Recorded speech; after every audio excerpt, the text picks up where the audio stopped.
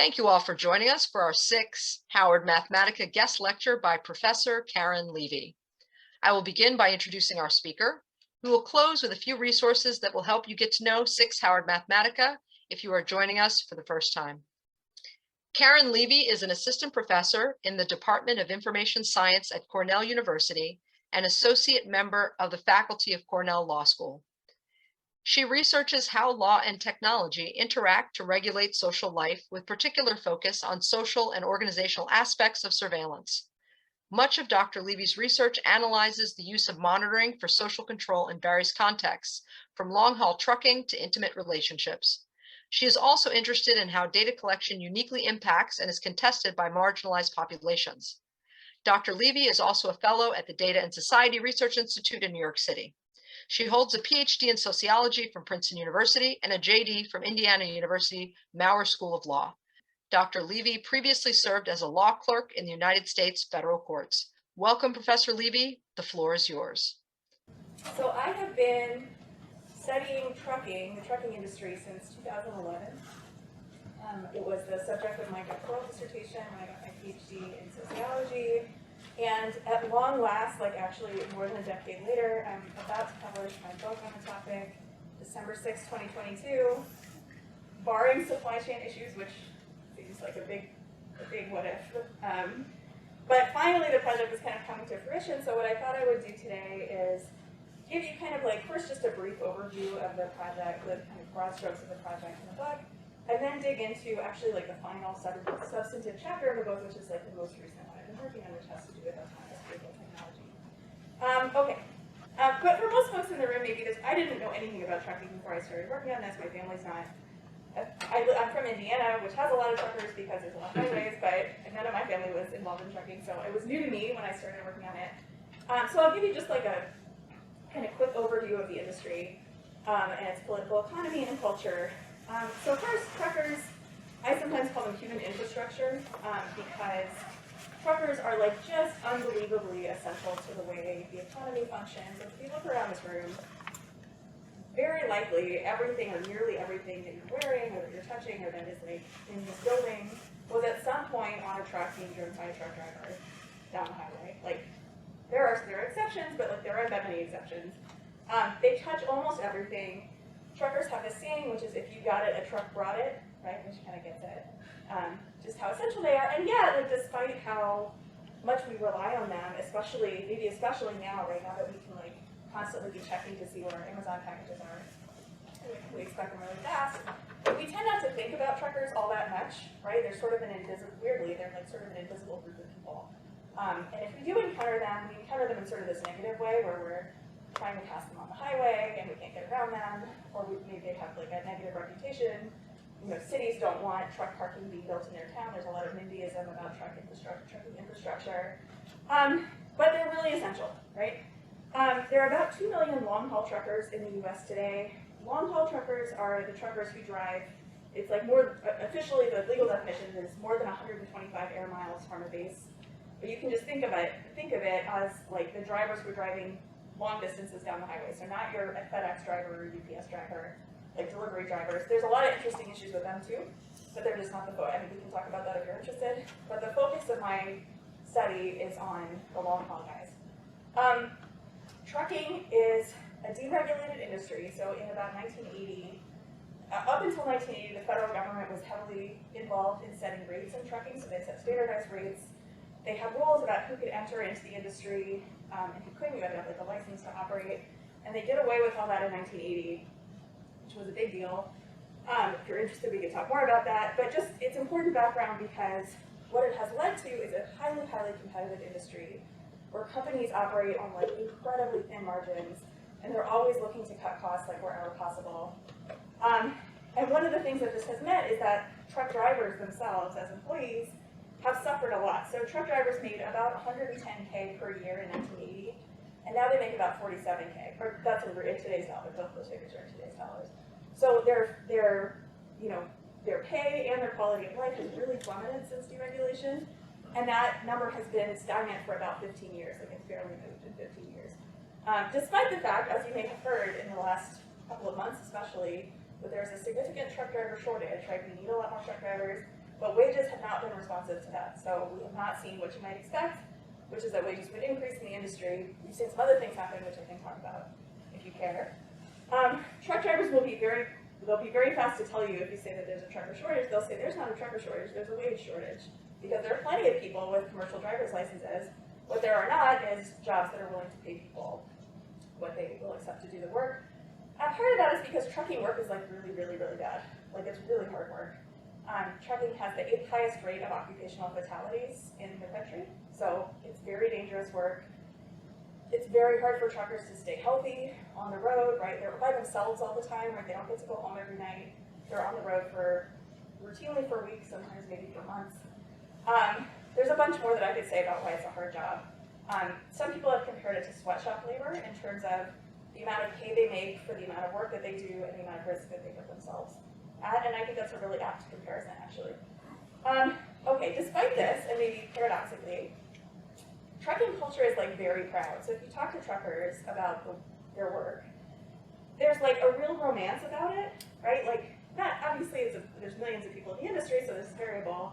But I think on the whole, trucking culture is like very proud.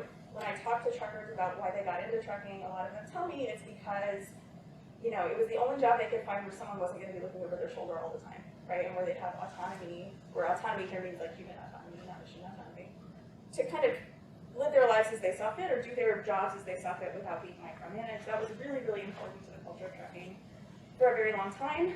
And you'll notice that I often use male, like I'll default to male pronouns when I talk about truckers. And that's because the industry is, this is a little outdated, it's now 94% male, according to the latest BLS statistics. But not only is it mostly male, it is like male-male. Like masculinity is really, really essential to trucking. If you look at kind of trucker culture, these are old images, of course, from the 70s. But this actually gives you, I still think they're valuable as kind of iconography of the industry, right? So like the notion of the trucker as kind of virile, as like a man, as a person with stamina, as a person whose manliness is like bound up in his work. You can see, I don't know if you've seen it, has anyone seen either of these movies? Oh, we should just do a showing. I should just stop talking. We should just watch Convoy. They're really fun movies to watch. But the notion of like outsmarting law enforcement is kind of bound up in it, right? You can see in Highballin', right, that there's this little, and this is a theme in a lot of trucker movies, is like that Smokey, or like Smokey and the Bandit, right? Like Smokey's out to get you, and you have to outsmart him in order to get your work done. So this is like kind of fun, but this cultural kind of cowboyism is also really just like a gloss on economic necessity, right? So when you talk to truckers about like the party mentality, very few of them actually view this as like a fun party mentality, right? What they say is like, you know, this is dangerous, difficult, sometimes deadly work, and I work really, really hard, right, in order to put food on the table for my family, keep the lights on. This isn't fun and games for them, right? Like it's a serious job, and this is like a gloss that sort of sits on top of that. Part of the kind of dark side of this is that trucking is very, very tiring work, right? Maybe for reasons that you can unpack for yourself, right? Like driving is tiring. Driving is especially tiring when you're driving like an 80 to 100,000 pound vehicle. And when you're trying to do it really fast. And I'm not going to go into a bunch of detail about this, but truckers are incentivized to drive as much as possible. So there's another rhyming saying in the industry, they love their rhyming sayings, which is if the wheel ain't turning, you ain't earning. So they're only paid by the mile that they drive. They're not paid for any of the time that they spend sitting in traffic or, you know, conducting inspections or waiting to be loaded or unloaded at a dock or any eating, right, any of that. They're only paid for the time that they're driving. So they want to keep driving, right? Like obviously you want to keep driving so you can make money. Because of that, they are really, really tired, right? Like so they're driving well past the point of exhaustion in many cases. I'll skip the details on this just for the sake of time. But this is a long-standing problem, and it's one that's only gotten worse post-deregulation. Most of the time, this isn't something that people think about that much either. Probably the most high-profile case of like trucker fatigue that sort of entered the public imagination was in 2014 when Tracy Morgan, you guys know Tracy Morgan? Okay, good. Lots of nods on that one. Finally, we found something that people know. But that Tracy Morgan was involved in this deadly accident between his tour bus and a Walmart driver who had been driving for 28 hours straight at the time of the collision. That's kind of exceptional, but like a lot of accidents have that kind of profile. Okay, Now, officially, it would be illegal to drive 28 hours. It is illegal to drive for 28 hours straight. Again, without going into much detail, a lot of the focus of my book is actually on time in trucking and how truckers keep track of how much time they drive. So since the 30s, there have been laws in place or regulations from the Department of Transportation that cap the number of hours that truckers can drive. You don't have to worry about what the numbers actually are, and they've changed a bit over the years. They're kind of complicated. But what's important is how much they keep track, or excuse me, how they keep track of how much they drive. We can say it's roughly 70 hours a week for our purposes, and that's roughly what it is. Okay. The way that this has been enforced in the past is through documents like this. I could have brought you one, which I didn't think to do. But you can buy a pad of like these little forms that look like this. They're like this big at any weigh station or truck stop. They cost a couple of bucks. And these are called logbooks.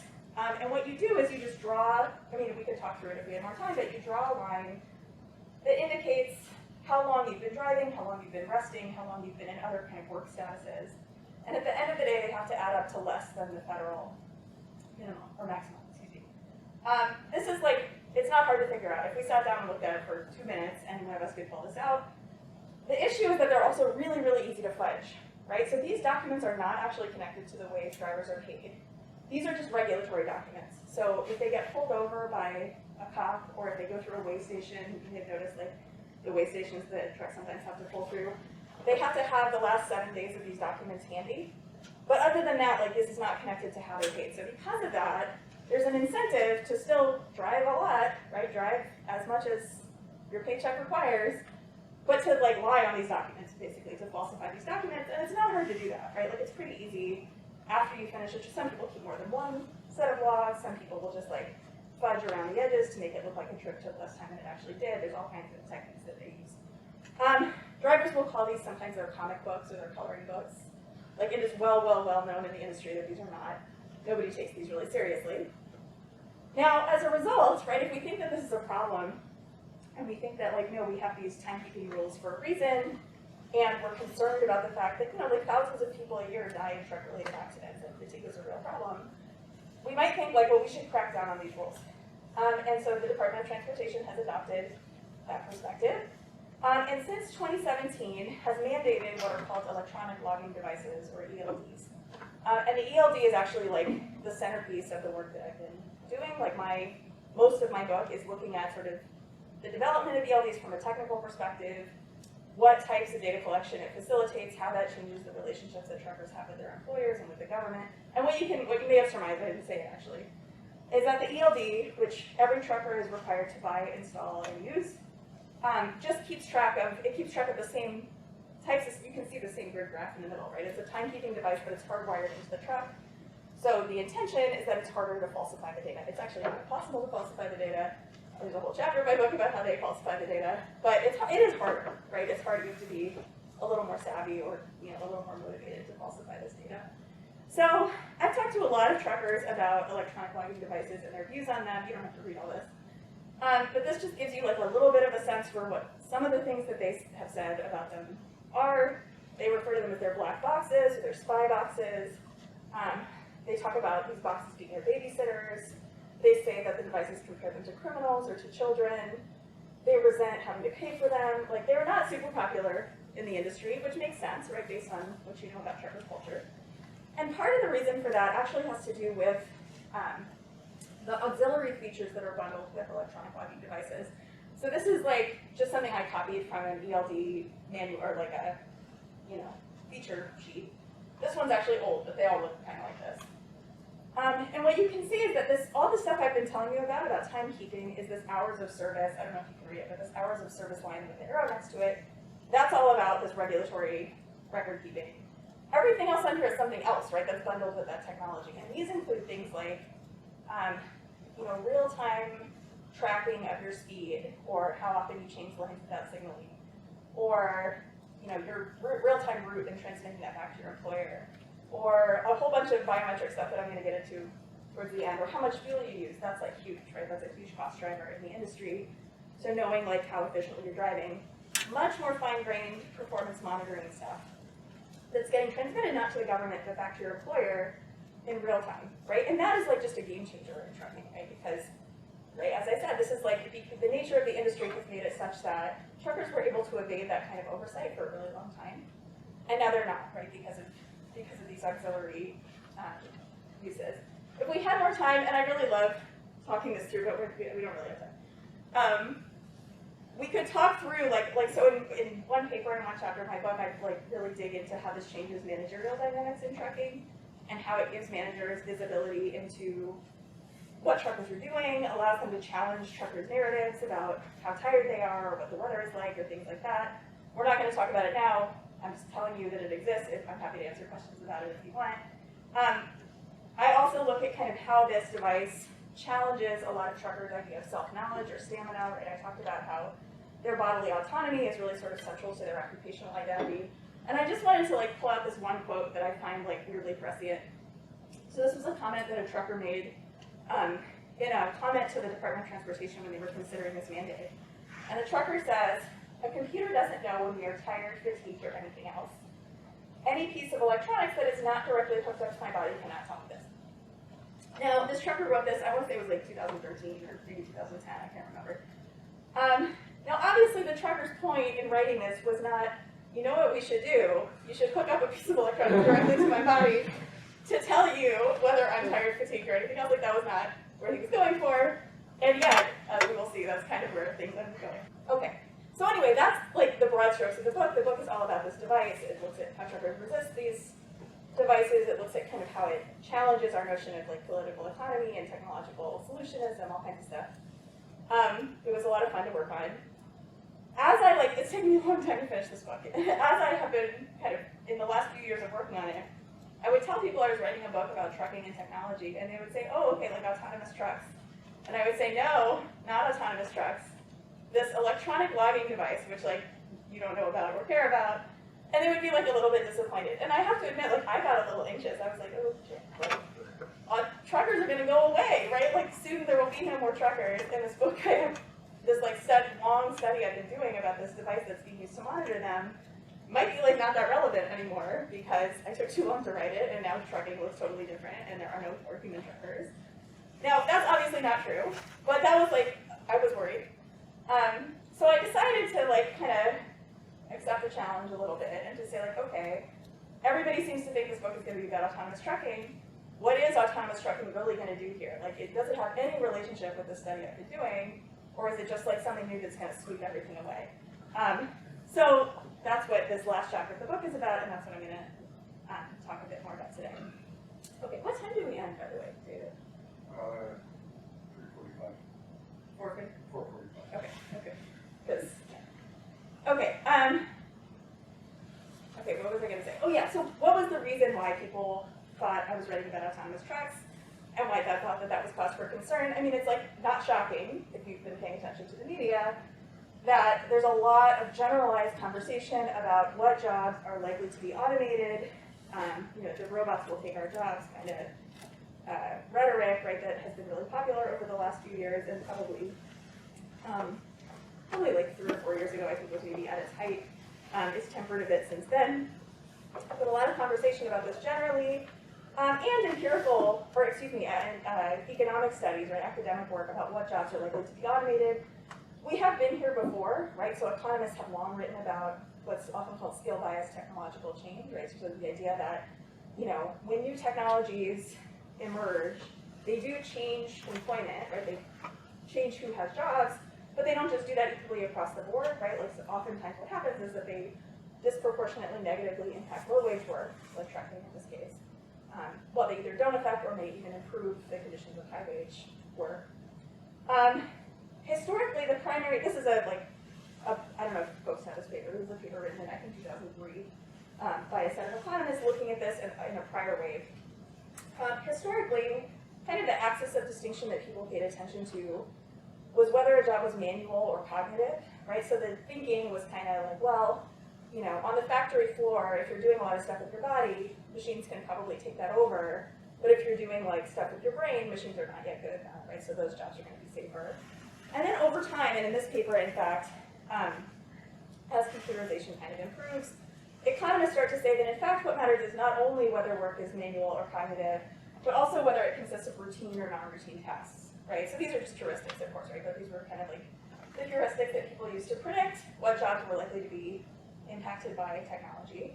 So in this 2003 paper, right, actually the thinking is that truck driving is going to be safe because trucking consists of a lot of manual tasks, but a lot of driving is kind of considered to be, at this point, right, non-routine, right, that this is the sort of thing where you're constantly reacting to new stimuli, and that something that would be maybe like less safe would be something where there's like a really clear set of rules, right, that can be implemented and followed repetitively, and the thinking is like, well, those jobs might go away.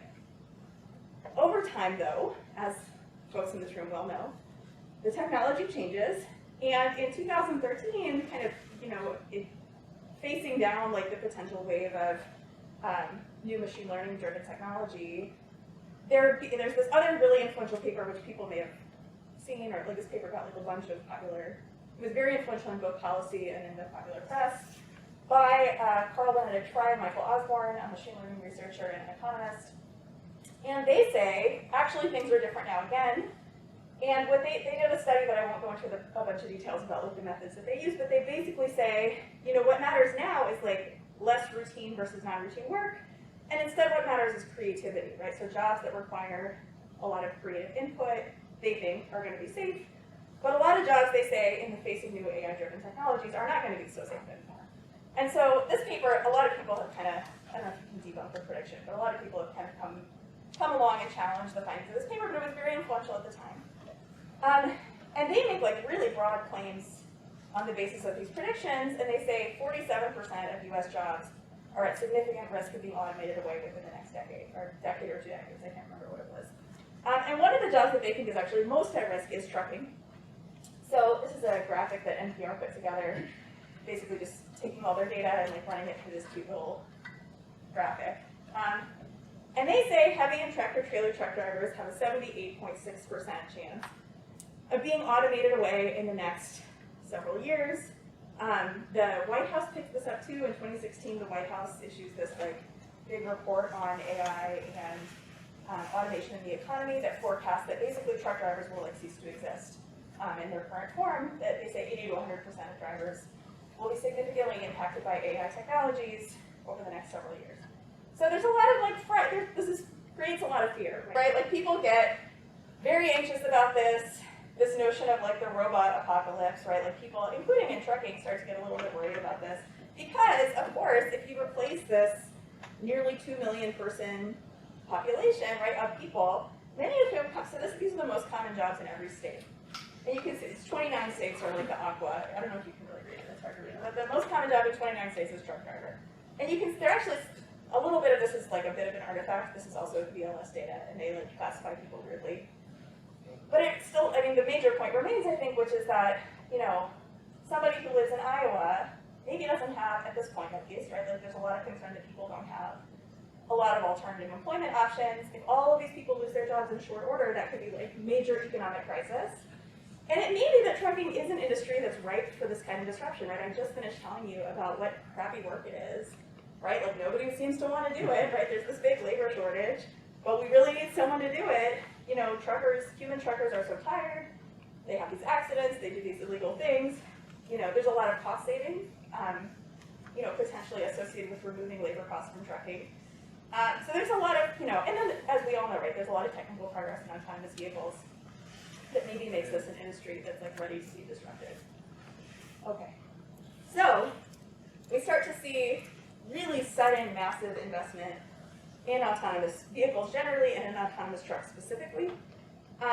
We see market studies predicting that the global AV market will increase like tenfold from 2019 to 2026. I don't know how well that's borne out, but a lot of excitement and investment here. There are a bunch of interesting kind of demonstration projects. Otto, which is I think now defunct. Otto ran this demo. Otto was an autonomous truck outfit that ran this demo where they drove, I think it was 25,000 cans of Budweiser from like, I forget where it was, from Colorado to Arizona or Texas or something. So they do this like very well publicized thing, right, about like the first autonomous truck delivery of beer. Of course, what they don't show you in the video, right, is that this truck is accompanied by like I have written down 4 state patrol cars, 3 company vehicles, and 2 tow trucks. So like it's obvious. I mean, it's obviously a demonstration, right? So it's fine, but it's not as sustainable, right? Like there's a little more hype than there is anything to actually back it up. You can't have that many vehicles for your everyday beer run. Okay, so just notice kind of like what's happening in this narrative, right? So in a system like, you know, the auto beer delivery, or in the AV as it's sort of being constructed by people who are worried about jobs, the reason that this is like a threat, right, or could be perceived as a threat, is because of this idea that the trucker is like displaced both economically and physically from the cab, right? The trucker is not in the cab anymore. This is an image from Rolling Stone a couple of years ago. I can't remember what year, 2018 maybe, which I think like makes it quite literal, right? This idea that the trucker is like by the side of the road, right? He doesn't have a paycheck anymore. He's not in the seat anymore. He's been kind of rendered redundant or irrelevant by this new technology. And this is what gives rise to this fear of sector-wide unemployment. Okay, so that's kind of like one side of the story. The title of my talk is like the double threat of AI and trucking, so that's like one of the threats, right? Is this threat of unemployment. As maybe emerged from the way I've been talking about this, I am skeptical, and I think people are increasingly skeptical, that this is like actually going to happen in the way that Fry and Osborne or the 2016 White House were worried that it would happen. It certainly hasn't been unfolding at the pace that people have been projecting, and there are a bunch of reasons for this, right? Among them are, first of all, like most of the time, technology changes jobs. It hardly ever changes jobs in like a sudden phase shift. It's much more common that there's like a slope, right? Like a slope, not a cliff, where what happens is jobs change in the face of technology, but it's very unlikely that they just get totally wiped out. We can find counterexamples, but in most cases they don't get totally wiped out.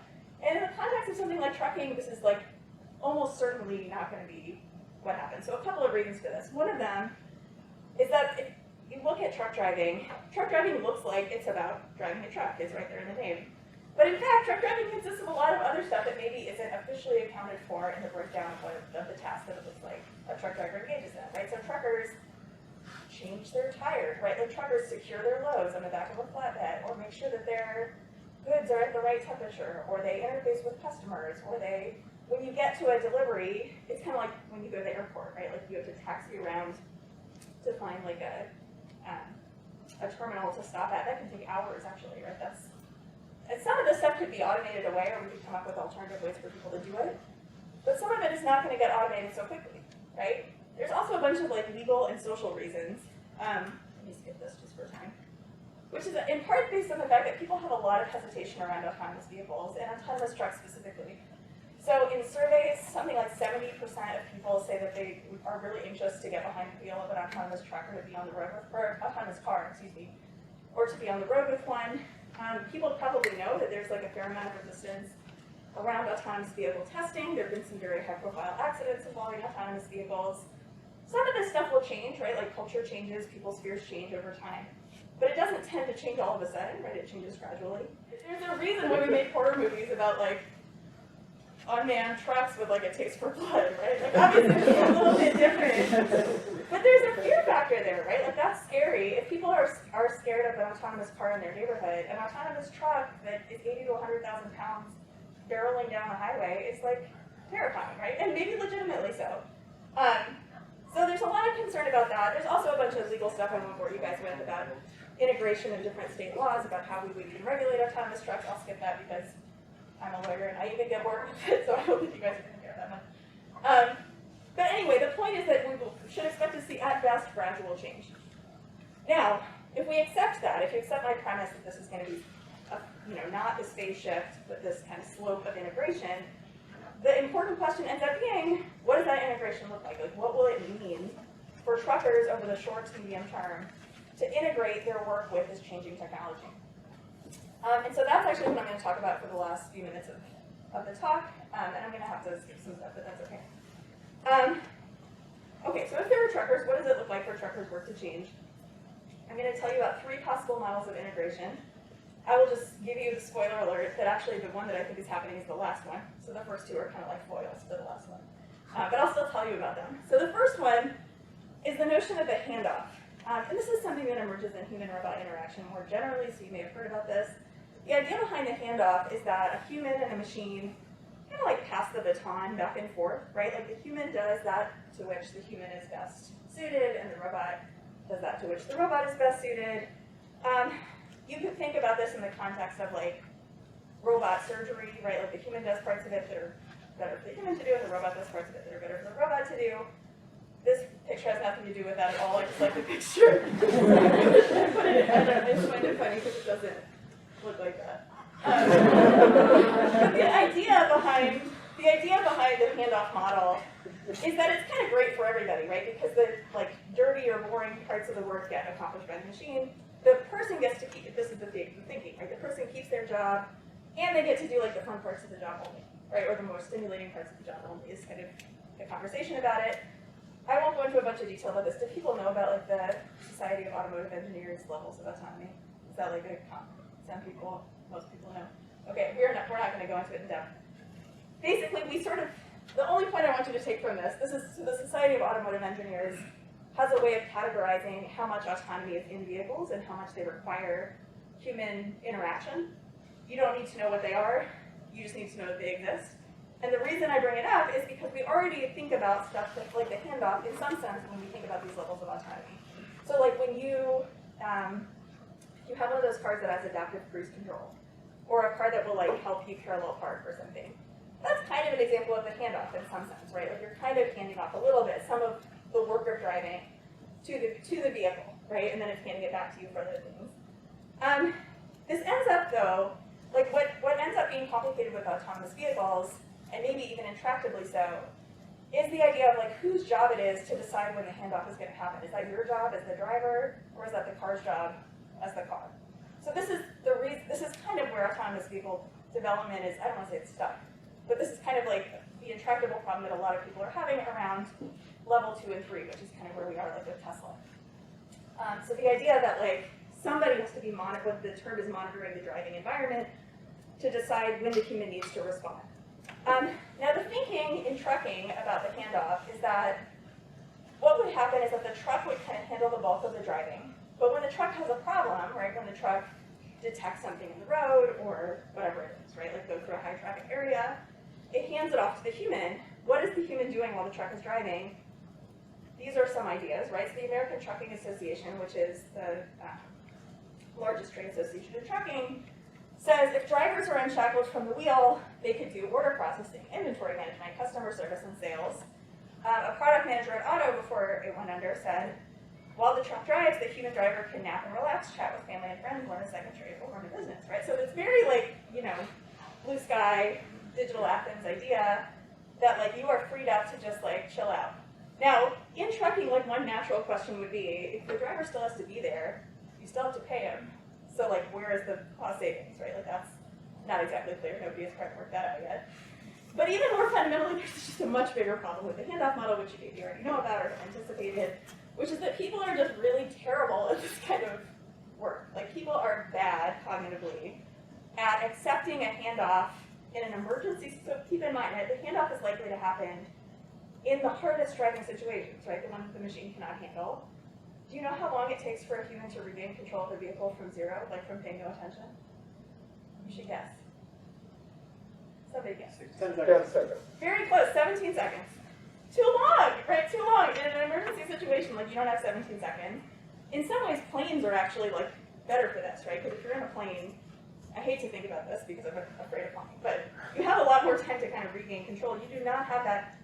Accidents on the highway are like a matter of milliseconds often. Okay, I'll skip a lot of this, but there's a lot of really interesting work in cognitive studies and psychology, in human-robot interaction about kind of what's sometimes called this irony of automation, which is, as Lysanne Bainbridge says, by taking away the easy parts of the task, automation makes the hard parts of the task more difficult. Somebody else who works at Human Factors calls this the hours of boredom and moments of terror problem. People can't just like sit there doing nothing, being like, will an emergency happen? Like you get, it's called vigilance decrement. You get tired, you stop paying attention. There are a bunch of really interesting studies called the Maurer studies from the 1940s about radar, people who were supposed to monitor radar, that demonstrate this, right? That if you're just staring at the radar, like waiting for the important blip, after about 10 minutes, like you just can't do it anymore, right? Like your response time really suffers. And so there's a lot of concern that this is like a really, really difficult and maybe intractable problem in autonomous driving. Okay, that's one model. Second model, I feel like I'm going fast because I get to the end. Okay, second model, what if we thought about not breaking up the driving task in quite the granular way that the handoff model requires, but instead thinking of it more in terms of like, you know, if David and I go on a road trip, I'm going to say like, okay, well, David, I'll drive from here to Syracuse, and then you pick it up and drive from Syracuse to Toronto or whatever it is. Like, we divide up the route, right? And that means that we hand off still, but our handoffs are like safe, right? And they're regular, and we can plan for them, right? They're not immediate. So this idea that we divide up the route is another possibility. That still means there's a period where David is totally driving, right? But there's a period where I'm totally driving, and there's no point at which I'm going to like say, I'm done, David, like you take over, right? Like that's never going to happen. So that's kind of the thinking, is that it obviates some of the problems with the handoff model. It does require that the truck be able to kind of be fully autonomous without human intervention for some period of time. But there are places in the country where we could do that, right? Like as Bobby points out, with this delivery from Colorado. Actually, the American West is one of the safest places for autonomous trucks to drive, because the roads are pretty straight, it doesn't rain, you know, it's good weather, stuff like that. So it's kind of a lumpy situation. Like there are places where we know like the last mile is really hard for autonomous trucks, but humans can handle that part. Okay, what do I want to tell you about this? Uber kind of bought into this model a few years ago. They were sort of planning like a hub and spoke design, where what they would do is they would create these exchanges around the country. Here's a picture of what it was going to look like. These autonomous truck ports, they would have trucks do these long hauls, and then they would have human drivers, you know, using like very Uber-y technology, pick up loads and then drive that load the last mile, right? And the thinking was like, this is a way to kind of get the best of both worlds, right? I talked to Uber, this was in like, I want to say it was 2018 when they were doing this. I talked to Uber at the time, and I have to admit to you, like when I found out I was talking to Uber about this, I was like not expecting to like this model, because Uber doesn't have like a great history with labor generally. But actually I kind of thought like, okay, this is not bad, right? Like it could be really advantageous for truckers to drive more local routes, right? To do more driving that's not going to fatigue them in the same way that long haul driving does. Right? Like this could actually be good. So I talked to them. I ended up having this like stupid quote in the Atlantic where I said, oh, you're the worst, and they printed it for some reason. And I made this point there, which I'll just say here, which is that part of the reason this seems sort of appealing was that obviously, like I told you, truckers only get paid by the mile, right? So truckers, basically what Uber was proposing to do would take away most of the time, like most of the labor for which truckers are paid. That seems terrible, except that truckers have long, you know, tried to get the federal government to intervene to change the pay structure in trucking so that they're paid like for the time that they work, for example, and they've never been successful. Uber is so powerful, right? Especially in 2018, it was so powerful that I kind of thought, and others thought this too, maybe this is like a strange bedfellow situation where for Uber to get what it wants, it maybe has to push the feds to actually change the pay structure in trucking. And if they do that, right, like if they actually, and this is what I suggested to them, but it came to naught, that if they were willing to kind of push on the regulatory front as well, this actually could end up being like a wonderful situation for truckers. But of course, nothing happened because shortly thereafter, Uber shutters its truck group. There's a bunch of reasons they did this, many of which have to do with like their lawsuit with Waymo, so we won't go into it now. But basically, they said they gave up. They said we're not going to do this anymore. I think this would have been a huge lift for Uber. There are some startups that are talking about doing something like this now, but I just don't really see it as being in the cards for anybody, for any small startup, because the infrastructure required to create the model would be like really, really significant. So I kind of think this is not going to happen. Okay, what do I think is going to happen in the last 5 minutes? I'll tell you. Okay, so what do we actually see happening in trucking? Like, how do we actually see AI being felt in the labor of trucking today? Well, so what we actually see happening is truckers and machines integrating into one another. And I'll explain what I mean by that. I'm going to skip this for time. I'm going to skip this for time. I'm going to show you this. Okay, this is a cartoon from a trucking magazine I read called Landline. Okay, sorry. I don't know. I just like got mesmerized by the guy for a second. It's accompanied by, it goes with this article that says something about RoboTrucker. So it's where I got the title for this talk. It's called like The Rise of the RoboTrucker or something like that. This is obviously a caricature, right? This is a cartoon. showing a bunch of kind of imaginary technologies to which truckers could be subject, like a coffee fuel injector or a vibrating butt warmer. These are obviously exaggerated, but they were actually only barely exaggerated. Some of them actually do sort of exist. And I'll tell you a little bit more about some of these technologies. So these are often marketed kind of under the umbrella of fatigue detection or fatigue management devices, sometimes what are called lone worker monitoring devices. So let me tell you what these are. I'll just give you like a little tour of some of them. This is from a company called Seeing Machines. Seeing Machines markets cameras that are trained on the driver's face. They're integrated into the electronic logging device that I told you about at the beginning. And what they do is they detect eyelid flutter, and I think also head movement. So if you like start to get tired, you nod off. What it will do is there's different setups. You can have one that like flashes lights in your eyes. It'll like sound an alarm. It'll tell your boss. My favorite one actually. There's like one that comes with like a seat cushion that like vibrates to sort of boost you back into alertness when you start to fall asleep. But it does all these things to try to wake you back up when you get too tired. This is Mercedes-Benz has a vest that they're working on, or they were working on, they may not be doing it anymore, that monitors the trucker's heart rate. And if a trucker starts to have a heart attack, it'll pull the truck over. This is something called a smart cap. It's a baseball cap. There's several companies in the space. They run like a constant EEG on the trucker to monitor their brain waves to detect fatigue or other disruption. And it'll like flash, again, like flashlights in your eyes if you start to get tired, things like that. There's a bunch. This is a headset called Maven Machines that detects whether you're checking your mirrors as much as they think you should be, etc. Right? There's a lot of these. There's one that's out of Latvia called Steer that's like a wristband that will give you an electric shock if you get tired. A small electric shock, but an electric shock nonetheless. So, okay, so let me close by just kind of let's just take a minute, right, to notice the distance between these two narratives, right? Like, we were talking about displacement, right? The notion that like, what autonomy or what AI could be doing in trucking is like taking these people out of the cab, right? Which would be bad for them. This other story that's like actually what's kind of happening on the ground more is very different, right? The trucker's still in the cab, like the trucker still has his job. He's just being joined in the cab, right? Like he has this partner in the cab, which is this technology that is like on or almost even in his body, right? It's like it's this very intimate incursion of the technology into his work. I'm not telling you that that's good or bad, right? Like this is just descriptive. But like, we should notice how different these two things are, right? And that they're both real, right? These are both real threats to the work that people are doing. So what does this tell us about kind of how to think about AI and labor? I think one thing it tells us is that we tend to have a conversation about AI and work in terms of how many people will lose their jobs. And we should definitely think about that. But we should also think about what happens to the people who keep their jobs, right? Like, what is the quality of that job? What is the dignity that's associated with that job? Is it worse work, right, because of the way that they're integrating work with technology? And then the other thing I think it tells us, and maybe this is just like me kind of saving my ass a little bit with the book, is that, like I told this whole story about trucking and surveillance, and I kind of, I think, naively thought like, oh, well, automation is going to do away with surveillance because there won't be people to surveil anymore.